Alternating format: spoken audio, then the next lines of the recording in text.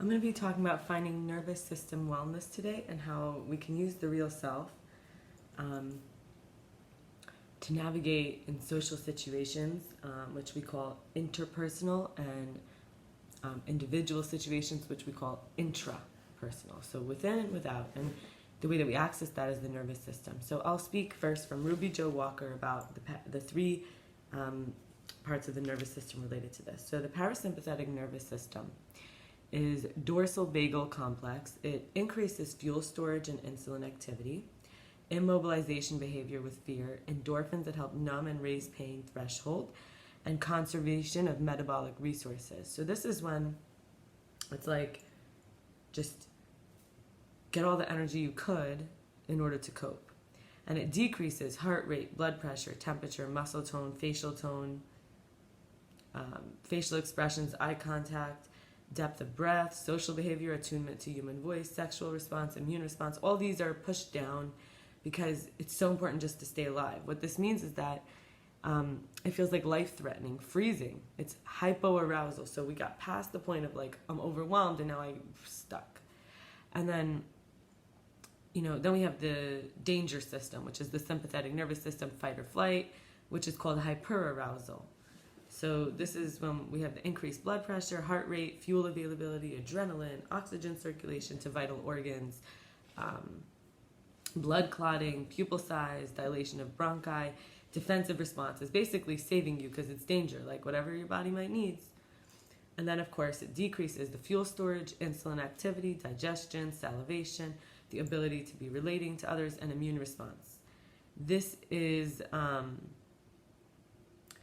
the movement toward is rage, anger, irritation, frustration, and moving away is like panic, fear, anxiety, worry, and concern. But you're still in the sense of like, I can, versus the parasympathetic nervous system, which is the dorsal vagal complex, which is the back part, that leads to dissociation, numbness, helplessness, depression, a raised pain threshold, shame, shutdown, hopelessness, preparation for death, trapped, collapse, immobility, and its idea of I can't. And now we move into the parasympathetic nervous system, which is the ventral vagal complex. It's towards the front. And this is about safety, social engagement. So you're aroused and alert, but you're not hyper or even past that point to hypo. So it increases digestion, intestinal motility, resistance to infection, immune response, rest and recuperation, health, vitality, circulation to non-vital organs such as the skin, the extremities. It's like chill mode, right? Oxytocin, which is the neuromodulator involved in social bonds that allows for immobility without fear. So you could relax without worrying and being frozen like, in fear. Ability to relate and connect, movement in the eyes and the head, turning, breath, and prosody in voice, which is like the tune or the tone. And it decreases all defensive responses. In this state, we're curious, calm, in connection, settled, grounded, open, compassionate, mindful, present. We're oriented to the environment. So how can we use this in relationship and with ourselves? And it's really about balancing inside our need and the need with the other. My therapist, I've mentioned in a different video, calls this social responsibility that we have to each other, not just to have fun, but also to feel safe, so that boundaries are not violated, so that unhealthy cycles don't start. From Sean Hashmakpur is kind of like where I got a lot of this information I'm going to share. So he says, social life, work life, this is the balancing, like in the less intimate. I'm going to go into dating after this, but first, like, say work life, then social life a little closer. So it's moving from like, there we just spoke about the internal nervous system, from the inside looking out, right, to the environment. And now we're talking about like how to balance both. So don't let instant gratification steer you from your path of long-term fulfillment. This is when the nervous system is highly aroused. It's looking for instant gratification to feel better, right?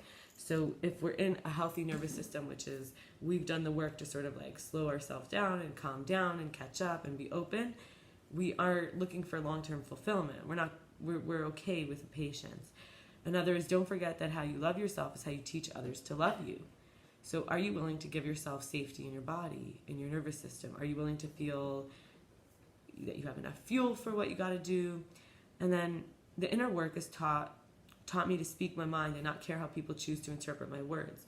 So when we're constantly on the defense and over-explaining and trying to qualify, it can become unhealthy and create negative cycles. We don't feel understood. We don't feel known. Our inner self is like so busy trying to we're like raising our own blood pressure trying to get connected that it's not actually connection.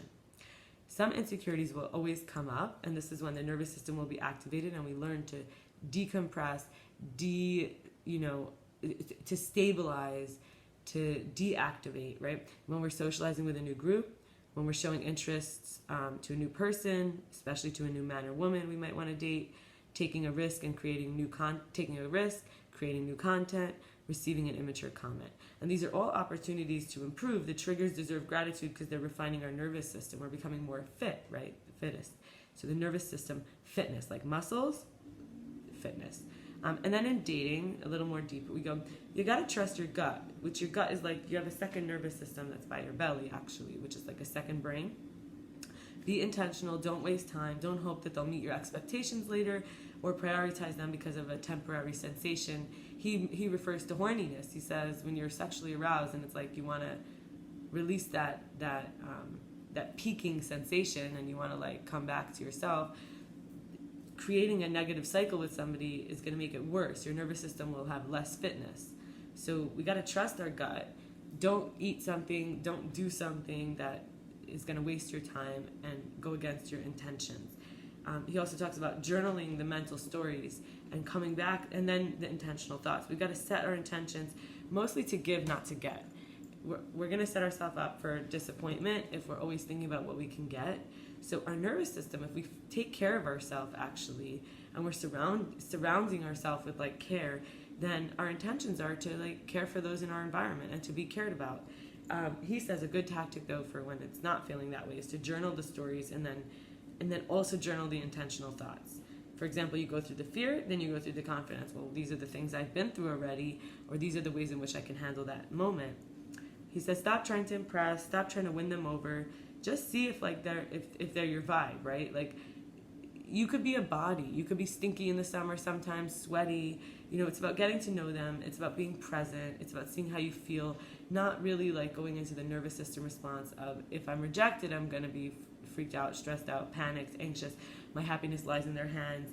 And, if you have any attachment to power struggle, then it's I want to put them down so they don't feel like they're above me because they might put me down. And in other words, we have to forgive the men and the women from the past. Our nervous system is holding space for that. And actually, when we release that, we can hold space for something new. Otherwise, we're going to keep avoiding those same hurts with the attachment to that story and those same habits to avoid having to go through it again.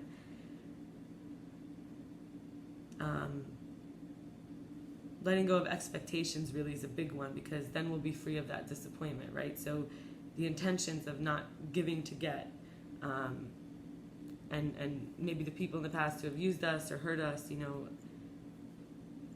we felt we disgusted them or we let them down. It really, we've come to try not to polarize ourselves. We try to be all lovable and acceptable. It was so terrible when we were in unsafe conditions that we took some unsafety, put it in our body to prevent us from being whole. But actually, the final part of all this is to polarize yourself. Be positive, be negative, be up, be down, be angry, be happy. Be who you are. Show the parts that are passionate about certain topics. Don't try to be all calm, cool, and collected because, you feel like you won't give the other person power over you to know how you feel. Don't, be confident in your beliefs, in your goals, in your humor, in your style. That's a way to see if this person likes you and is like you and how to actually heal your nervous system. When you let these parts out, your nervous system feels safe. That's your real self. You'll be able to navigate every situation with the real self. And this is, what is fitness here? It's wellness. Because when you're well, you're fit, right? So thank you for spending this time. I hope this was helpful, and I wish you well. Thank you.